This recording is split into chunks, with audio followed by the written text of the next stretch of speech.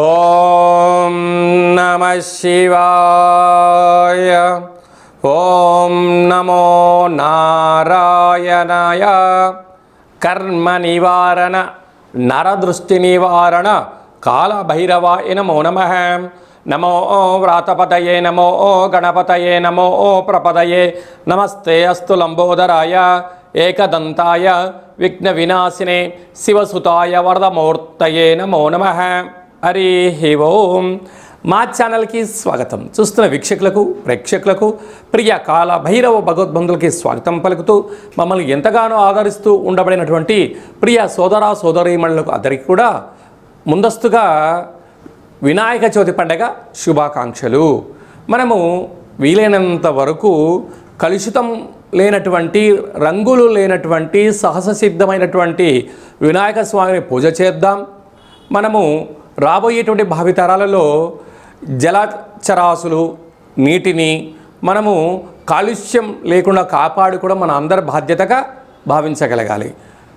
1/9/2025 నుండి 15/9/2025 వరకు పుట్టినటువంటి వారందరికీ కూడా ముందస్తుగా జన్మదిన శుభాకాంక్షలు. గతంలో వివాహం చేసుకున్న వారికి వివాహ వార్షికోత్సవ శుభాకాంక్షలు. ద్వాదశ రాశుల్లో గ్రహ గమనాన్ని వీక్షింపచేద్దాం. మిథున రాశిలో దేవగురు బృహస్పతి సంచార స్థితి, కర్కాటక రాశిలో శుక్ర సంచార స్థితి, సింహరాశిలో రవి మరియు బుధ సంచార స్థితి మరియు కేతు సంచార స్థితి, త్రిగ్రహ సంచార స్థితి, రవి భగవానుడు స్వక్షేత్ర సంచార స్థితి, కన్యరాశిలో కుజ భగవానుడు సంచార స్థితి, కుంభరాశిలో రాహు భగవానుడు, మీనరాశిలో శని భగవానుడు సంచార స్థితితో ద్వాదశ రాశుల్లో గ్రహ గమనాలు ఈ విధంగా ఉన్నాయి. మకర రాశి వారికి 2వ స్థానంలో రాహు సంచార స్థితి, అష్టమంలో బుధాదిత్య రాజయోగము సంచారం చేసినప్పుడు విఘ్నేశ్వర స్వామి యొక్క ఆశీస్సులు ఎలా పొందాలి, ఆరోగ్యాన్ని ఐశ్వర్యాన్ని ఎలా పొందాలో ఈ వీడియోలో సవివరంగా సంపూర్ణంగా తెలుసుకుందాం. మకర రాశిలో ఏ నక్షత్రాలు వస్తాయనగా ఉత్తరాషాఢ నక్షత్రంలోని 2, 3, 4 పాదాలు, శ్రవణ నక్షత్రంలోని 4 పాదాలు, ధనిష్ఠా నక్షత్రంలోని 1, 2 పాదాలు కలిపితే మకర రాశి అవుతుంది. రాశాధిపతి శని భగవానుడు. వీరికి 2వ స్థానంలోనే రాహు సంచారం చేయడం, ఇప్పుడు 2వ స్థానంలోనే రాహుగ్రస్త చంద్రగ్రహణం జరగడం, తృతీయంలో శని సంచార స్థితి ఉండడం, 6వ స్థానంలో గురు సంచార స్థితి ఉండడం వల్ల ఎప్పుడు ఏదో తెలియని ఒక ఆందోళన, రుణ సమస్య, రోగ సమస్య, శత్రు సమస్య. ఇది అసలే వర్షాకాలము. మీకు ఐస్ క్రీమ్ తినాలని చాలా కోరిక ఉంటుంది, కానీ తిన్నారా జలుబు, జ్వరము, అనేక రకాల వ్యాధులు, చర్మ వ్యాధులు, స్కిన్ డిసీజ్ వచ్చే పరిస్థితి ఉంటుంది. అంటే మీ మనసులో ఏదైతే కోరిక ఉందో, ఏ పదార్థం పైన మీకు జిజ్ఞాస ఉందో వాటికి దూరంగా ఉండాలని చెప్పి జ్యోతిర్విజ్ఞానం తెలియచేస్తుంది. సప్తమంలో కేతు సంచార స్థితి. ప్రేమికులు భార్యాభర్తలు చాలా జాగ్రత్తగా ఉండాలి. నమ్మకమే జీవితం. పూర్తిగా నమ్మారా గోవింద. అష్టమంలో ఆరోగ్యకారకుడు, బుద్ధికారకుడు, జ్ఞానకారకుడు ఉండడం వలన వర్షాకాలంలో ప్రయాణం చేసేటప్పుడు చాలా జాగ్రత్తగా ఉండాలి. పూర్వకాలం ఒక సామెత ఉంది, కర్ర లేనివన్నీ గొర్రెగరిసిందట. కనుక మకర రాశి వారు వర్షం పడుతున్నప్పుడు లైట్ సెక్యూరిటీగా వెళ్ళడం ఉత్తమోత్తం, లేకపోతే ప్రయాణాన్ని వాయిదా వేసుకోవడం ఉత్తమోత్తంగా భావించగలగాలి. ఇలాంటి కాల సమయంలో విఘ్నేశ్వర స్వామి వారికి తెల్లటి నువ్వులతో బెల్లం పాకంతో కూడుకున్నటువంటి నైవేద్యంగా ఏర్పాటు చేయడము, తెల్లటి పాలతో కలిగినటువంటి చక్కెర పొంగల్ నైవేద్యంగా ఏర్పాటు చేయడము, తెల్లటి పెరగన్నాన్ని నైవేద్యంగా పెట్టడం వలన మీరు దృఢ సంకల్పంతో విజయం మీ సొంతం కాబోతుంది. భాద్రపద మాసంలో అలాగనే సెప్టెంబర్ మాసంలో ముఖ్యమైనటువంటి పండగల గురించి క్లుప్తంగా సవివరంగా సంపూర్ణంగా తెలుసుకుందాం. మనకు సెప్టెంబర్ మాసం ప్రారంభం అయ్యేసరికే మనకు వినాయక నవరాత్రులు జరుగుతున్నాయి కనుక మనకు 6వ తారీఖున విఘ్నేశ్వర స్వామివారు శరన్నవరాత్ర మహోత్సవాలన్నీ కూడా ముగించుకొని గంగా తీరం వైపు స్వామివారు బయలుదేరుతూ ఉంటారు. కనుక వెళ్ళేటువంటి కాలక్రమంలో అందరము కూడా నిశ్శబ్దాలను ఎక్కువగా పాటిస్తూ శబ్దరహితమైనటువంటి జీవనాన్ని ముందుకెళ్తూ ఎందుకంటే శబ్ద కాలుష్యం అనేది చాలా అధికమవుతుంది. వాటితో పాటి కోలాహలాలు సంపూర్ణమైనటువంటి శాంతి భద్రతలకు అనుకూలంగా ఉంటూ స్వామివారిని ఏ ఆనందంగా అయితే మనము కూర్చోబెట్టామో ఆ గంగా తీరం దగ్గరికి వెళ్ళి పంపించి మళ్ళీ మనమందరం క్షేమంగా ఇంటికి చేరాలని చెప్పి కూడా మనసారా అందరం కోరుకుందాం. క్రమశిక్షణ అనేటువంటిది మన భారతదేశ సనాతన సాంప్రదాయము. ఒకానొక కాల సందర్భంలో బాలగంగాధర్ తిలక్ గారు మనము భారతీయులము ఒకే చోట కూర్చొని మనల్ని అందరినీ కలుపుకొని భారతదేశ స్వతంత్రం రావడానికి ఎలా మనకు స్వామివారు ఎలా ఆశీర్వదించారో రాబోయే కాలంలో కూడా ఎవరి జీవితాలలో కూడా అష్ట కష్టాలు లేకుండా అష్ట ఐశ్వర్యాలను ప్రసాదించాలని ప్రతి ఇంట, ప్రతి గ్రామాలలో, ప్రతి వాడలలో, ప్రతి దేశంలో మనం చేసేటువంటి విఘ్నేశ్వర స్వామి వారి యొక్క గంగా తీర ప్రయాణ శుభాకాంక్షలు. అందరూ క్షేమంగా ఉండాలి, అందులో మనమందరం ఉండాలని కూడా కోరుకుందాం. 7వ తారీఖున భాద్రపద మాస శుక్లపక్ష పూర్ణిమ, అందులో ఆదివారము. ఈ సంవత్సరం అధిపతి రవి భగవానుడు, ఆదివారము.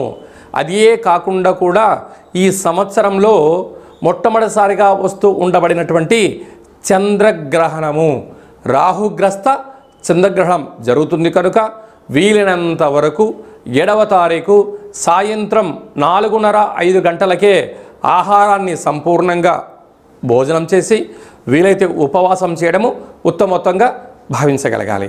అలాగా 9:55 గ్రహణ ప్రారంభ కాలము, 2 గంటలకు మధ్యకాలము, 3:55 మోక్షకాలం ఉంది కనుక గ్రహణము పట్టు స్నానము, విడుపు స్నానము వీలైతే చేయండి. వీలైనంత వరకు ఆధ్యాత్మికంగా ఉండే ప్రయత్నం చేయండి. వీలైనంత వరకు దైవనామస్మరణ, ఆధ్యాత్మిక చింతన చేయడం వలన చంద్రగ్రహణ దోషాలు తొలగిపోతాయి.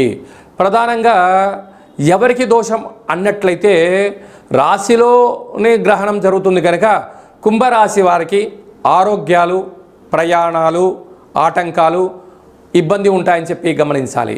2వ రాశి అయినటువంటిది మీనరాశి వారికి వ్యయంలో గ్రహణం జరుగుతుంది కనుక అనవసరమైన ఖర్చులు, వాహన ప్రమాదాలు పొంచి ఉన్నాయి, తస్మాత్ జాగ్రత్త. అలాగనే అష్టమ స్థానంలో కర్కాటక రాశి వారికి అష్టమ స్థానంలో గ్రహణం జరుగుతుంది కనుక వీలైనంత వరకు దూర వాయు జల ప్రయాణాలు పెట్టుకోకపోవడము, మౌనము, ధ్యానము, ఏకాగ్రతగా ఉండడము, వీలైనంత వరకు నోరు ఉంది కదా అని చెప్పి దుష్ప్రవర్తన చేయకపోవడం ఉత్తమోత్తంగా భావించగలగాలి. అలాగనే అర్ధాష్టమ సంచార స్థితిలో వృశ్చిక రాశి వారు ఉన్నారు. యంత్రాలతో, ఆయుధాలతో, ఫ్యాక్టరీలలో, కర్మాగారాల్లో, గృహాలలో అంటే ఇంటి పని చేసేటువంటి వారందరూ కూడా ఎంతో జాగ్రత్తగా ఉండాలని జ్యోతిర్విజ్ఞానం తెలియచేస్తుంది. గ్రహణకాల సమయంలో వీలైనంత వరకు ఉప ఆవాసము, మంత్ర సాధన, గ్రహణాన్ని చూడకపోవడమే ఉత్తమోత్తంగా భావించగలగాలి. ఇలాంటి కాల సమయంలో విదేశాలలో ఉండబడిన వారు కానీ మనకు దగ్గరగా ఉండబడిన ప్రాంతాలు ఈ దోషం తొలగించుకోవడం కోసము వీలైతే జపతర్పణాలు చేయండి. దోష గ్రహణకాల తదనంతరము దగ్గరగా ఉండబడిన దేవాలయానికి వెళ్ళి ఆ యొక్క పూజారులను చెప్పినట్టు విధంగా ఆ రాగి చెంబు నిండా పాలు, అలాగా మరొక కేజీన్నర మినుములను దానం చేయడము, జపము, తర్పణము, హోమం చేయించుకోవడము ఉత్తమోత్తంగా భావించగలగాలి. ఇదల్లా కుదరలేనటువంటి వారు ఈ కింది నెంబర్ సంప్రదించగలిగినట్లయితే మీ యొక్క గోత్రనామములతో పూజ చేయించి ఆ యొక్క జప ఫలములను మీకు అందజేయడం జరుగుతుందని చెప్పి కూడా గమనించగలగాలి. అదే కాకుండా ఈ సంపూర్ణమైనటువంటి దోషాలు ఎవరిపైన ఉండకుండా ఉండాలని కోరుకుంటూ అందరికీ ఐశ్వర్యాన్ని ప్రసాదించాలని కూడా ఆ యొక్క రాహు భగవాను, చంద్ర భగవాను కోరుకుందాం. 14/9/2025 భాద్రపద మాస బహుళ అష్టమి తిథియందున మనకు భాద్రపద మాసం అనగానే పితృపక్షాలకు మనకు గుర్తు వస్తూ ఉంటుంది. అలాగా అష్ట కష్టాలు తొలగించడం కోసం ఆ రోజు వీలైనంత వరకు గతించట పెద్దవారి పేరు మీద స్మరణ చేసి కాకులకు, ఆవుకు ఆహారాన్ని, సాధువులకు అన్నదానాన్ని, స్వయంపాక దానాన్ని చేసినట్లయితే గృహంలో ఉండబడిన అష్ట కష్టాలు తొలగిపోతాయని చెప్పి గమనించగలగాలి. కనుక ఈ సంవత్సరము మనము కాశీ క్షేత్రంలో ఇలాంటి క్రతువు కార్యక్రమాలన్నీ ఏర్పాటు చేస్తున్నాము. అలాగనే గయా, అయోధ్య, మనకు విశేషమైనటువంటి ఎక్కడైతే పిండ ప్రధాన కార్యక్రమాలు చేయాలో అన్ని ప్రాంతాలలో మనము ఈ కార్యక్రమం ఆచరింపచేస్తున్నాం. అంటే మన పెద్దవారు పాడ్యమి తిథి ఎందున పరమపదింపజేశారు అనుకుందాం. చైత్రమాసమో, వైశాఖ మాసమో, జ్యేష్ఠ మాసమో పాడ్యమి తిథి ఎందున వాళ్ళకు గుర్తుపెట్టుకొని స్వయంపాక దానము ఈ యొక్క కార్యక్రమాల పితృ కార్యక్రమం ఆచరింపచేయడము యోగదాయకం. ఏకాదశి రోజు కాలమయ్యారు, ఏకాదశి రోజు కార్యక్రమాలు ఆచరింపచేయడం. అలా కుదరలేనటువంటి వారందరూ కూడా అమావాస్య తిథి ఎందున ఈ పితృ కార్యక్రమాలు ఆచరింపచేయడం వలన వారి యొక్క వంశదేవతలు, కులదేవతలు, పితృదేవతలు ఆశీస్సు కలిగి వారికి వారి ఒక అనువంశికానికి పుత్ర, పుత్రిక, పౌత్ర, రాజయోగ ఐశ్వర్యం కలుగుతుందని చెప్పి కూడా గమనించగలగాలి. అలాగే భూమండలానికే కైలాస క్షేత్రం అయినటువంటి మనకు విశేషమైనటువంటి కాశీ క్షేత్రంలో, అలాగనే రావణ బ్రహ్మ గారు స్వయంగా తన యొక్క చేతులతో ఆత్మలింగాన్ని తీసుకొని వచ్చినటువంటి క్షేత్రంలో మనం ఇలాంటి పితృ కార్యక్రమాలను ఆచరింపచేయడం జరుగుతూ ఉంటుంది. అలాగా మనం ఆయా స్థలాలలో మనం పెట్టినట్లయితే విశేషమైన పుణ్య ఫలితం కలిగి కోటి జన్మల పుణ్య ఫలితం కలుగుతుందని చెప్పి కూడా గమనించాలి. ఈ విధంగా అందరికీ శుభం, జయం, లాభం కలగాలని కోరుకుంటూ ఆశీర్వచనం. ఓం శతమానం భవతి శతాయు పురుష సతేంద్రియ ఆయుష్యేవేంద్రియే ప్రతిష్టతి ధనం ధాన్యం బహుపుత్రలాభం శత సంవత్సరం దీర్ఘమాయు సర్వే జనా సుఖినో భవంతు లోకా సమస్తా సుఖినో భవంతు సర్వం విఘ్నేశ్వరార్పణమస్తు. హరి ఓం. ఈ వీడియో మీకు నచ్చినట్టయితే లైక్ చేయండి, షేర్ చేయండి, మా ఛానల్ని సబ్స్క్రైబ్ చేసుకోండి. ఆధ్యాత్మిక భక్తి సమాచారాన్ని అందరికన్నా ముందుగా మీరు తెలుసుకోవాలి అనుకుంటున్నట్లయితే ఈ యొక్క భక్తి సమాచారాన్ని భగవద్బంధులకు, మిత్రులకు, స్నేహితులకు చేరవేయండి. హిందూ ధర్మాన్ని కాపాడండి. మరొక చిన్న విషయం ఏమిటనగా, మీ వ్యక్తిగత జాతకం తెలుసుకోవాలి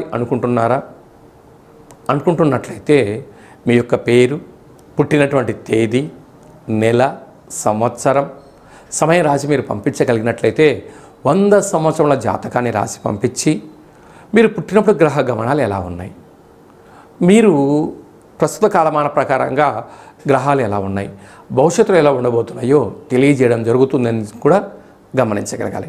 చాలామందికి డేటా బర్త్లు లేనటువంటి వారికి పేరు యొక్క మొదటి అక్షరాన్ని అనుసరిస్తూ రాశిని తెలియచేస్తూ రమణ శాస్త్రం ద్వారా అనగా గవళ ద్వారా భూత, భవిష్యత్, వర్తమానాన్ని తెలియజేయడం జరుగుతుంది. కనుక ఈ కింది నెంబర్ని సంప్రదించి అపాయింట్మెంట్ తీసుకొని సంప్రదించగలరు.